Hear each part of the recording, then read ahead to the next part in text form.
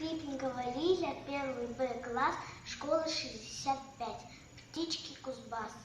Дети очень любят зиму, и придет она в Кузбасс. Мы о наших зимних птичек приготовили рассказ. Утром кто стучит в окошко, кто в кормушке ищет крошки? Это птички-невелички, очень милые синички. Кто любимец всех детей? Очень шустрый воробей. Он поет чирик-чирик.